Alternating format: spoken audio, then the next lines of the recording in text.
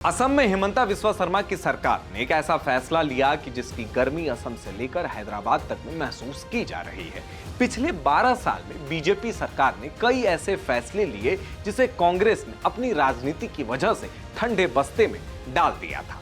फिर वो चाहे राम मंदिर का फैसला हो, 3 तलाक का फैसला हो, आर्टिकल 370 का फैसला हो या फिर CAA का। और मोदी सरकार की उसी तर्ज पर असम में हिमंता बिस्वा शर्मा ने UCC बिल विधानसभा में पेश कर दिया है। जी हां, UCC बिल असम की विधानसभा में पेश हो चुका है। गोवा, गुजरात और उत्तराखंड के बाद असम देश का चौथा राज्य बनने की तरफ आगे बढ़ रहा है जहां UCC यानी यूनिफॉर्म सिविल कोड लागू होगा।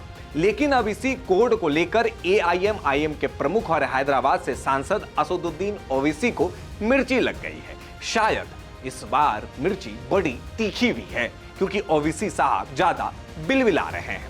पहले आपको असदुद्दीन ओवैसी ने एक्स पर जो पोस्ट किया है उसको शब्द ब शब्द पढ़कर बताता हूं। तो असदुद्दीन ओवैसी लिखते हैं कि असम का यूनिफॉर्म सिविल कोड बिल्कुल भी यूनिफॉर्म नहीं है। इसमें आदिवासी समुदाय को पूरी तरह से UCC के दायरे से बाहर रखा गया है।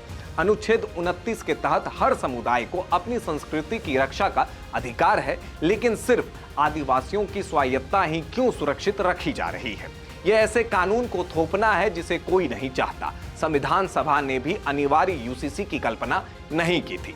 आगे लिखते हैं कि इस्लाम में किसी वारिस को विरासत से बाहर नहीं किया जा सकता है।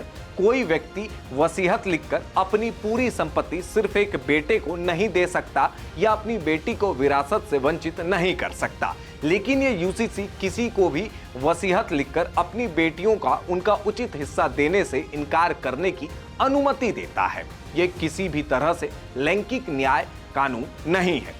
अब इस पोस्ट को पढ़ने के बाद आपके मन में कुछ सवाल आ रहे होंगे कि असदुद्दीन ओवैसी ने आदिवासी समुदाय को लेकर क्यों लिखा। तो बात ऐसी है कि असम के UCC में यह प्रावधान किया गया है कि आदिवासी समुदाय के ऊपर UCC के नियम कायदे लागू नहीं होंगे। वजह यह है कि आदिवासी समुदाय के पौराणिक और सांस्कृतिक परंपराओं की रक्षा संविधान के अनुसूची 6 के तहत की जाती है। गृह मंत्री अमित शाह ने भी 24 मई को UCC को लेकर एक दमदार बयान दिया। गृह मंत्री ने अपने बयान में क्या कहा उससे पहले आपको बताते हैं कि असम के UCC कानून में आखिर ऐसा क्या है जिससे असदुद्दीन ओवैसी को मिर्ची लगी है। असम सरकार के यूनिफॉर्म सिविल कोड बिल में बहुविवाह और 2 विवाह को गैर कानूनी बनाने का प्रावधान है। महिलाओं को विवाह, तलाक, उत्तराधिकार और लिव इन रिलेशनशिप के मामलों में एक तरह के अधिकार और कानूनी सुरक्षा दिए जाने का भी प्रावधान है। हिमंता बिस्वा शर्मा UCC के जरिए न सिर्फ एक विवाह को अनिवार्य करने जा रहे हैं बल्कि लड़कों के लिए शादी की न्यूनतम उम्र 21 और लड़कियों के लिए 18 साल तय कर दी है।